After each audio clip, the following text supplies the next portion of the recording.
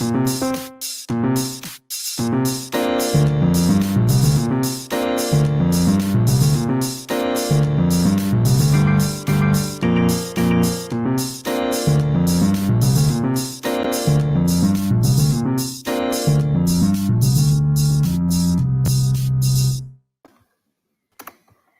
is up, and welcome to another episode of the All In Podcast with Bad Beat Bryce and Ryan the Rock. How are you doing today, Ryan? I'm doing super well, Bryce. How are you?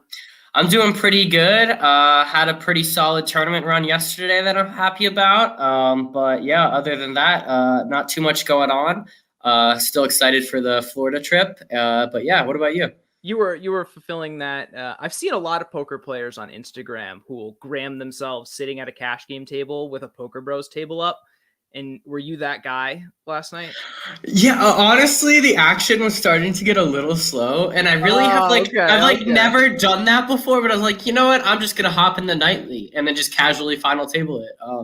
But yeah, no, I ended up leaving around the final 40 because I was like, I need to actually focus on this tournament. Like, there's 10K up top. I should probably not be like multi-tabling a 1-3 like 1K deep game. But yeah, ended up getting fourth, got it in pretty good. We got a pretty interesting hand to go over later. I was like top 20 stack, getting it in against another top 20 stack. And yeah, we'll see how that hand went. But yeah, our poker topic for the day is something recently tweeted by Patrick Leonard. And his tweet was, LOL, weird staking arbitration I had to do. Player A is backed by staker for MTTs. He plays a $10,000 tournament, and an amateur knocks him out and then finds him on the next break and hands him $10,000 and says, sorry for knocking you out. Please take it. Does player A keep the money, or does the staker? And my poll on Instagram ended up getting a ton of responses. And it said the player, 40% should keep it, and the staker, 60%. But I ended up getting like 50 or 60 messages about it on like people who felt very strongly one way or another. So I'm interested, before I share my take and the viewers and followers' responses, what is your take on this, Ryan? So you know what's interesting, Bryce, is I think that the poll might be skewed to snap thoughts. So when I first looked at that, I thought to myself, well, you know, the 10,000 is off the table. It's not involved in the MTT. There's no way the staker would know about it. I don't know. Maybe the player could take the money. But the more that you think about it and you have a 5-minute conversation with someone, and I've never personally had like a significant staking in one of these big tournaments, but it makes a lot of sense. My girlfriend said it best. Why would you do that if you would want to work with that person again? Just the comment you said right there, my staker won't even know about it. Staking involves a ton of trust, especially if it's cash game staking. But if it's tournament staking, like obviously you can just look up their results. But when you're in a staking relationships, also I think something important to note that in this tweet, it says player A is backed by staker for MTTs plural. So it sounds like they have an ongoing relationship, which I also think is important. But generally, the people that I've been staked by are 85% I have some resemblance of a personal relationship with. I haven't even necessarily met them all, but like I've had some conversations, Instagram, whatever it is. And personally, at the very minimum, I would tell them that this happened with the intention to give it to them. In some cases, I honestly expect them to be like, let's take it 50-50, whatever. But also, if you're in makeup, this could also, if you just give the money to them, you then get out of makeup. So it really depends. But honestly, I don't see a scenario in which I just pocket the money, because you might not even have been able to have the financial resources to be in this tournament if it wasn't for someone backing you. So I just think it's disrespectful to them. And honestly, in the case of my last tournament, when I ended up cashing, Jordan like tipped me like $600. He's like, keep some of that money. Like that's so nice of him. He didn't have to do that. Like I appreciated him even having the willingness and faith in me to back me in a tournament. So I absolutely think the staker should receive the money. It's interesting though. A lot of people are like, what, it had nothing to do with my like necessarily playing. Like I got it for like being a nice guy or whatever it is. Like why should the staker get any piece of it? So there are a ton of different arguments, and it doesn't say in the tweet why specifically they got the money. Like was it a horrible like 2 out or whatever it is, or did he just like the guy? So it's interesting. But there's been a lot of trolling on this tweet. that you'll have to look at. Some mentions with Landon Tice, just some funny things you should definitely take a look at. But I thought this was a very interesting argument to bring up. And but yeah, also, what are your thoughts on being staked generally? We haven't talked about it too much. Do you think it's a good thing starting off? Do you think it's good to hedge the variance, or would you like all of yourself? Great question. Because I think I may be misquoting this Berkey tweet, but there was a really interesting Berkey thread where he was talking about how the financial barrier to entry for poker is getting lower and lower, but the barrier to entry for education is getting higher and higher for the quality of content. And I get that because online poker is so big and because of the pandemic, so many people are turning to it and it's so convenient. But I know I miss live poker and I can't wait to get back to live poker. And I'm so excited. I have my first shot. My second one's coming in a month and I can't wait to get back to it. But man, I am torn. I'm really, because I've been doing this for 13 months and this is really all the poker that I've known. I've grown so much from these 13 months of just being an online poker grinder that I'm a little concerned that live is going to be too slow or something, and that's going to impact me. But yeah, I think for staking, it's financial barrier to entry. That's the most important thing. So if you're going to play live, 1-2 is generally the lowest stake that's out there. So it's going to be hard. Like, if you're going to roll yourself and you want 100 buy-ins, $300 times 100, that's a good chunk of change.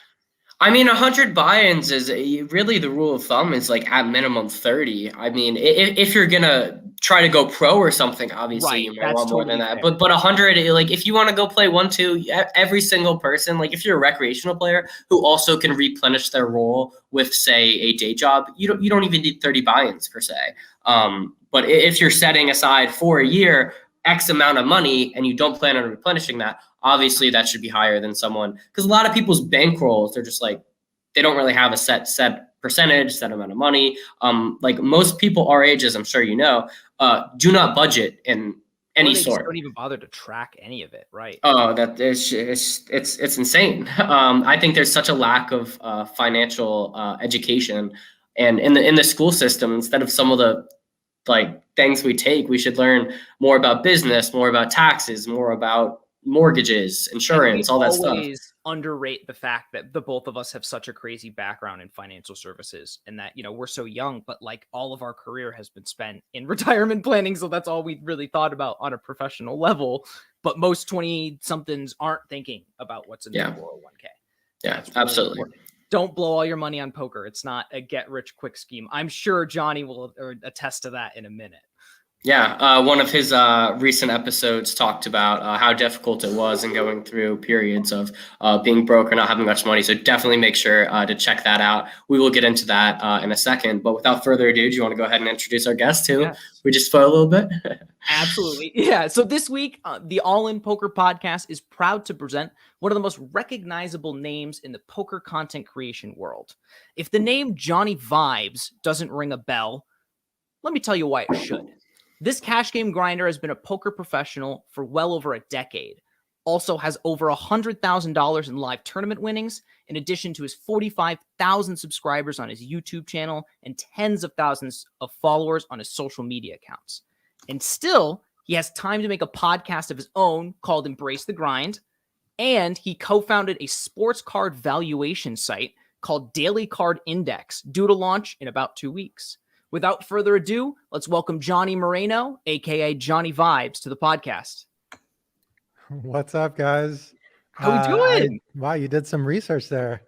Hey, man, you would be amazed. You would be amazed. I did stumble upon your LinkedIn and found out about this card company, and I opened up the website. And that you brought that up. I didn't think anybody really knew about that. So we've done a pivot with that project, and we are now going into the NFT collectible space, and we're creating data analytics tools for NFTs. That's awesome. Robinhood for trading cards, essentially. Yeah, essentially we want to create an index on players. So LeBron James, for example, might have 17 moments, and if you want to see a snapshot of how his moments on NBA Top Shot are doing, we have an index that you can go look at LeBron and see how he's trending up, down, kind of like what his score is, what his market cap is, like all these things. We're deep in the lab creating these tools right now, actually. Who did you work on this project with? Is this primarily poker players, or what sort of Yeah, connections are you working on this it's with? crazy. So being in the poker industry for so long, a lot of my friends I've seen evolve into other aspects while I've kind of stayed in poker. One of my good friends, Silas Watson, he's made millions in poker, and he turned his attention to daily fantasy maybe 5 years ago. And then he turned his attention to crypto. So naturally for him, he came to me and he was like, he's big into daily fantasy, he's big into crypto, and he saw an opportunity here. And he wanted to bring me in as someone who he thought could help build content around it. So I am partnering with him and another guy that's helping with operations. So yeah, it's crazy how like just meeting the bright people that I've met in poker has led to so many different things in my life, to where right now I'm only playing poker like once or twice a week, which is absolutely mind blowing to me. So you guys recently had a meetup in Vegas, it sounds like, as well as them gifting you a mug. Could you give us a little story just behind that, and about the meetup games, and just how many people attend? I obviously had the chance to attend one or two, and it just seemed like such a great tight knit group of guys. Yeah, so it started about a little over a year ago, and it started with the pandemic. It was basically everything shut down. Started playing on Poker Bros, which is obviously kind of like the best option for Americans at the time. I was living in still is honestly. I was living in Joshua Tree in an Airbnb, and I was just like, I was doing well, but I think part of the reason why I was doing so well is because there was a lot of new money coming in that didn't really know what they were doing. But I was also like bored, I'm like with my wife every day, grinding online poker. And after like 2 weeks, I'm like, I gotta figure out a way to connect with the people that watch my content. I'm not going to be making content around online poker because it's just boring. So let's get everyone together who wants to play, and let's do a weekly game where we talk on Zoom. And it started out as like, I'm just going to do this however long it is until it's not fun anymore. But then over time, it just became where like, it's kind of like guys night, like everybody's friends. And now it's been over a year of these weekly things. And the guys felt like, they're my good friends now. And everybody kind of wanted to meet up in Vegas once the COVID stuff started settling down. So we planned a trip to Vegas, which coincided with my man, I hate saying this, my 40th birthday. Hearing you guys talk about being in your 20s earlier, I was like, man, how am I the old guy in poker? This is so mind-blowing to me. Matt Berkey talks about that all the time. So yeah, we met up in Vegas, and they gave me that celebratory, like a symbolic mug. I don't have it on hand, but it has my name on it, and they said I'm like their meetup squad captain. It says "Embrace the Grind" on it, so it's definitely a really cool sentimental gift. Yeah, that's awesome. Unexpected too, which I think is really nice. Like you weren't expecting to get that. No, They just I show up and mean, hand I you this. wasn't expecting it at all, honestly, and it meant a lot because they guys that never knew each other, guys from Hawaii, from Chicago, from New York, from South Florida, pulled their money together to buy this for me. So all these people didn't know each other before they started playing my game too. So it definitely feels really special to be a part of, building all these relationships. Yeah, I think it's amazing. I think it's cool that you also picked the perfect stake, like 1-2 with, I believe, a 300 max. Like in the night I was there, like no one even remotely got upset. If anything, there was just needling when there was a suck out or something, and everyone just took it really lightly, which I think's awesome. It seems like you created an awesome community for people, something to look forward to weekly. So that's great. Ryan, do you want to hit him with the next question?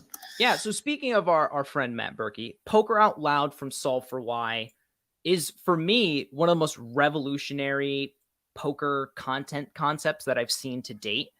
Bryce and I basically have eaten up every single episode in most of the live streams, and you're the fourth member of that vlogger table that we've interviewed. We've got Trevor Savage, Matt Vaughn, and Ethan Yao, aka Rampage. What was your overall experience like being on the show and having to verbally explain all of your spots? Yeah, well, I mean, because I've been in poker for so long, going on 14 years has pretty much just been my life. So articulating my thoughts isn't too difficult, especially because I do it, all the time with my vlog. But when you have the camera in your face and the lights are hot, and you're not quite sure even what to do. But then when you're not quite sure about it, you still have to articulate that you're not quite sure about it. So it was definitely a little bit more difficult than I thought. But at the same token, it was a lot of fun. Like, I think anytime you can put yourself out of your comfort zone and get in spots where, you know, sometimes when I don't know what to do, I'll just take the passive route. And when I didn't know what to do in these spots, I would have to talk it out. And that's good for me, Mm. being And forced to put yourself in those situations where you can't just like, I don't really know what to do here. I'm gonna take the easy way out and check, right? There right. was none of that. It was like I have to really think this through and articulate it. I was kind of wanting to ask you more about your approach to mindfulness in the game, because I feel like that's been kind of top of mind for Bryce and I lately, and top of mind in your recent podcast. Yeah, no, it's huge. So obviously, even if you don't meditate, you've heard everyone talk about it. You know that there's going to be value in your life, but it's not easy. Like carving out time to just sit there and be alone with your thoughts and bring yourself back to being present is extremely hard. And I'm not good at it, and I don't do it that often. So the poker table offers us a very unique opportunity to practice this. But normally what people do is when it's not their turn to act, they will. Is that you guys? Oh, the background noise. Yeah. Oh, sorry. Yeah, so someone's talking. Normally, uh, when you're at the poker table, when I'm at the poker table and something's going on, like I'm not in a hand, I'll pick up my phone. I'll start like scrolling through Instagram, answering Mm. DMs. Honestly, what you should be doing is paying attention to what everyone else is doing. And that is the perfect opportunity for you to put away the distractions and just be there alone with your thoughts. You don't even have to meditate. You just need to be focused enough that you aren't daydreaming and you aren't wandering, because there's so much information at the table to be gathered. You don't need to be playing on, the nightly on Poker Bros. You can actually be collecting information. And you know what? It's going to help you in the moment of the game, but it's also going to help you long term too, because it's going to help you be able to just sit there and be alone with your thoughts and be alone with like not being distracted. Being distracted is one of the biggest like killers for productivity. It's one of the biggest killers for your mental health. I think you're absolutely right. To respond to the shot, I had played with every single player at that table, but still, I absolutely agree. And I think even if it's some people like just listening to music, like if you hear conversations, you can pick up on stuff that will lead to exploits. Like if you hear what someone does for a job, and if you find out they're working some minimum wage job and you believe them, they might be less likely to call an all-in river bluff if they're also the type to like be buying in for 200, 250, whatever it is. Like there's all this sort of information that you can exploit. And also just the fact that you don't want to be completely boring. Like if you want to also be invited to these like juicy home games and stuff, you can't just be the boring rag who puts in his AirPods and listens to music and doesn't say a single word. If you don't add value to the game and you're only taking money out of the game, people aren't going to like you. People aren't going to want to play with you.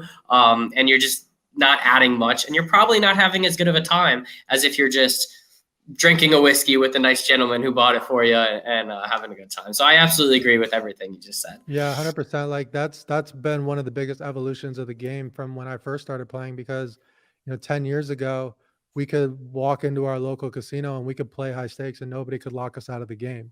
But now you need to be someone, like you said, that's adding value to the game, whether it's you're playing loose. It doesn't necessarily need to be that. Like you could be playing well, as long as you're engaging other people and you're creating a fun social environment.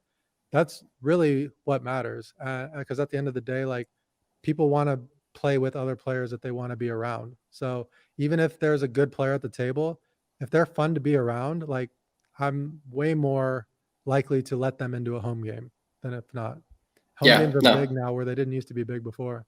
Yeah, absolutely. It definitely seems that way. Moving into our next question, we mentioned it earlier, but you recently decided to create the Embrace the Grind podcast with your brother, Andrew Marino. How did the idea to create this podcast come about? And could you briefly describe your brother's impact on both your life and your poker career to our listeners?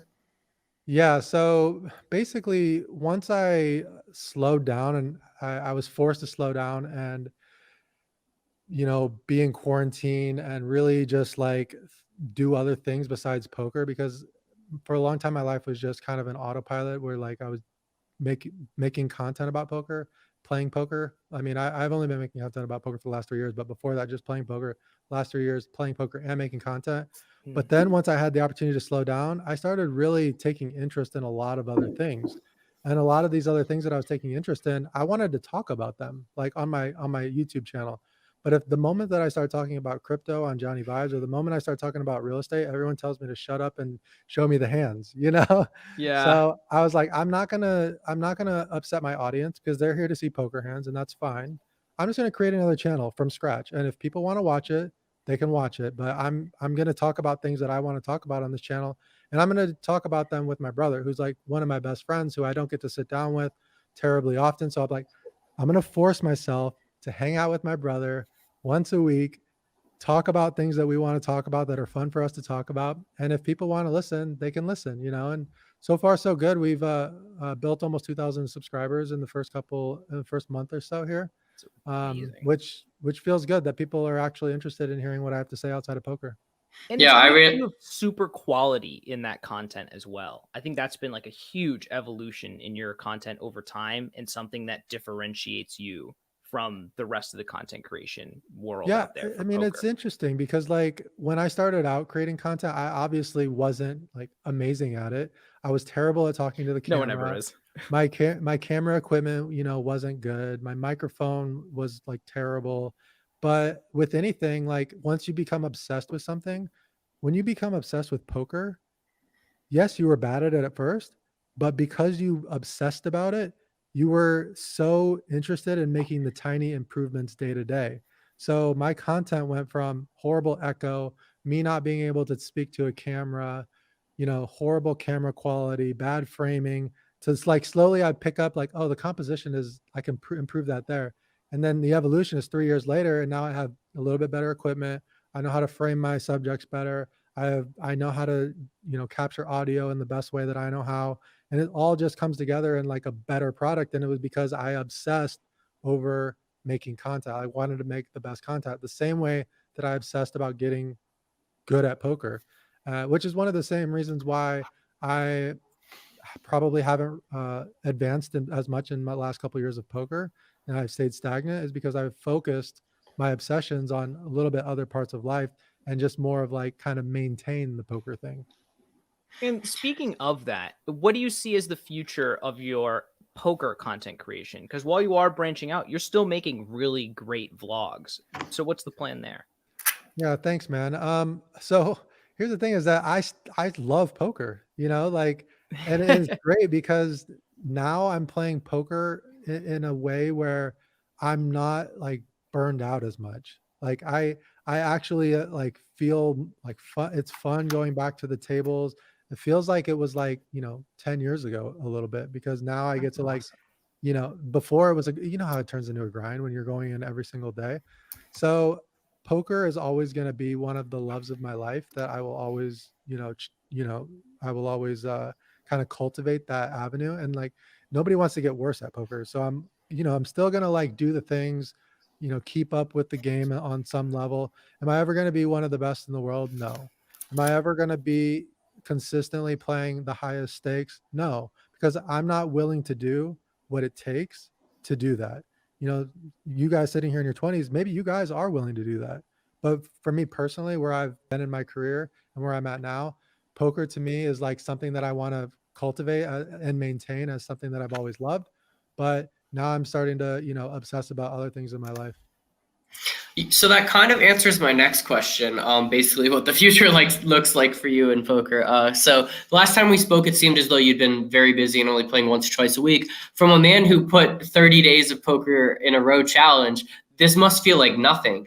So how much volume do you expect to put in? It sounds like post quarantine. Do you expect to continue this 1 to 2 times a week? Obviously, it sounds like you're focusing on other avenues, but do you expect it to increase once COVID decreases? And just everything opens up and the action changes a little bit? To be honest, no. Like I still like love this life balance. Like the life balance that I've created for myself, it feels amazing to like know that I have some money coming in on the side. I have this business project that I'm passionate about. I have all these content things that I'm doing. And if I can still maintain the live poker once a week and online poker once or twice a week schedule, and like have that be like a nice little side income for me, and cultivate these other things. That's honestly the dream. That's like semi-retirement. You know, like it's so funny when people start playing poker, the dream is to be a professional poker player. And that was my dream for the longest time. But then once I achieved that, and once I realized that every moment that I would go to the live poker table, I was trading my time for money, and that when I wasn't going to be at the poker table, there was no chance of me ever making money again. Like, me leaving the table means me not making money.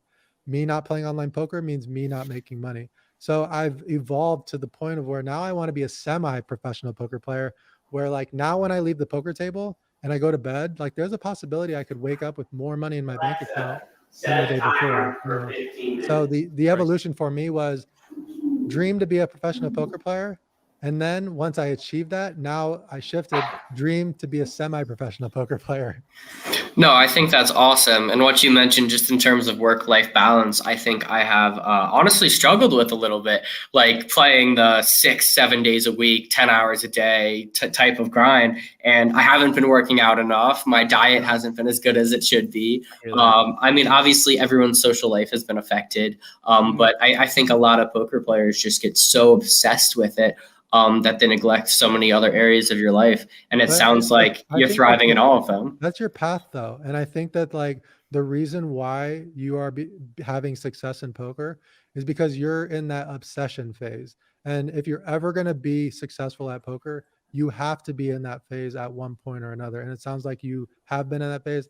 I've been in that phase. And anybody who I think is going to have a shot at being successful in poker has to be in that obsessive phase at some point. And then once they really, you know, maybe start to feel a little burnout, really are cultivating their game in a way where they're getting really good, then start to add in some of these balance things, because longevity wise, you're not going to be able to sustain, you know, that kind of like poker schedule. No chance. Is that, I guess that's really the big question. As someone who has over a decade of professional poker experience, what would you say to someone who is maybe a year in or just getting started off as a professional poker player and is just starting to understand the variance and the long-term view of it? What's your advice? It's tough because my advice here, like, you know, 14 years later from when I first started, is, you know, not what probably you should do, because like my path was being obsessive. My path was giving it like 50, 60 hours a week of poker.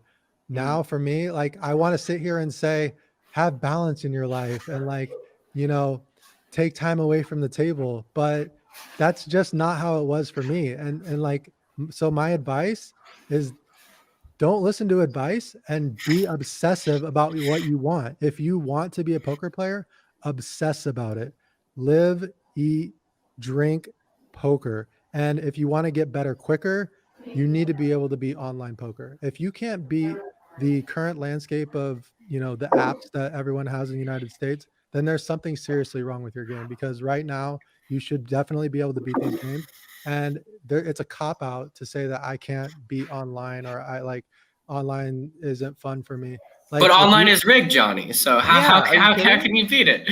Yeah, that's what No, I'm saying. sorry. Like, I very much agree. That's a cop out. Like if you're saying things like it's a rigged, then you really need to look deeper into why you're not winning, because anybody can beat a live poker game. Because first of all, the players are really bad in general, and you don't realize how bad you are, or how you're beating up on worse competition as fast, because you're getting only so many hands per, like, you know, day or whatever. So if you can be online and you can 100% one for one take those fundamentals over to the live game.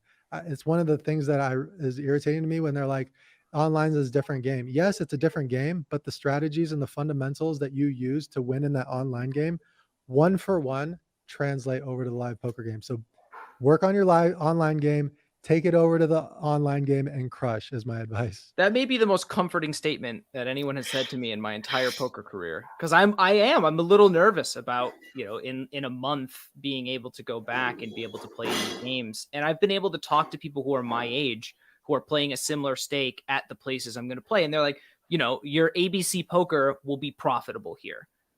And I guess I'm just a little nervous about it, but I'm also super excited. So I can't really complain. I mean, there's definitely an adjustment period. You know, you got to Yeah. get used to putting in very large amounts of money into the pot and not feeling like, some type of way about that. Yep. You have to recognize that, there's spots in online poker where we're just not allowed to fold because we're just not. But then in a live sense, like you can actually make some folds based on player types. And if you're coming from the online background, I see a lot of guys say, I'm not allowed to fold here because of like whatever the situation is. And then they click call on an obvious spot where, the nit of all nits is never bluffing, Mm. Yeah. No, I absolutely agree with that. And I'm excited to see Ryan beat Brad in his last video, just shaking and $1,000 Yeah, that's gonna be pots. me at 1-2, not at 20, 10, 20. No matter how much money you've made online and how seasoned of a poker player you are, you have to go through that. Your hand is going to shake. You are going to be nervous when you put in that massive bet and you're not sure, if like he's going to call or not when you're bluffing.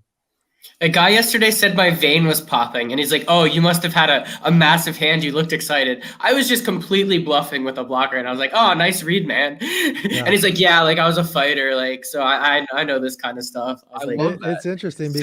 because the physical response to being nervous and being excited is the exact same. Our Thankfully, pulse elevates, we get a little squirmy. Like there's no way that you're going to be able to know if someone's bluffing or if someone's has like the nuts when they move all in, unless there's one thing that I do think that works a little bit. That initial response when they're putting the chips in, you can't tell anything in that moment.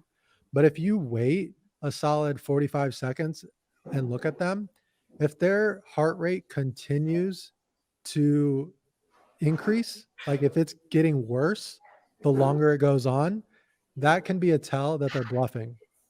If their heart rate like comes down after a significant amount of time, then that can be a tell that they actually are like not bluffing.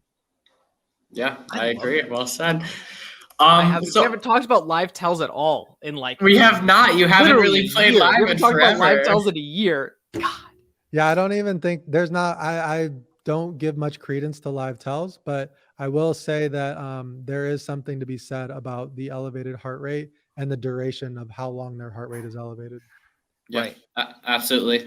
My next question for you is, has the overwhelming support you've gotten from fans been of a surprise to you at all? Whether it be seeing your merch on other continents, people happily paying higher markups, or people marking their calendar for your weekly meetup games. Did you expect to rise to the level of fame that you have? No, I mean, calling them fans is just funny to me. And like, no, They really are though. I mean, because it's a manageable number. I have an addiction to my phone, so maybe it wouldn't be manageable for other people, but I pretty much get back to everyone that DMs me, emails me. It's hard, but I most of the time do it. So the fact that I'm accessible to everyone doesn't make them really feel like fans to me. Like everyone that has ever reached out to me and through social media has had some contact with me, has had some personal story shared. So it feels more of like I've just built this community of people that are like-minded and that are rooting for my success, which is absolutely amazing. And to answer your question, no, I did not see it coming. I didn't even start social media channels until I was in my late 30s. So I had like, Facebook and Instagram, these things, but I had like 100 followers on Instagram, and like it wasn't like something that I ever considered would be something that would help me connect with quote unquote fans or anything like that. It was just, a way to share pictures so that my mom could see them, things like that. So, so when I started the content, I did not think there would be any success to the point of where, I would have tens of thousands of, people following me on social media, have hundreds of thousands of people watching my content on a weekly basis. No, I did not see that coming.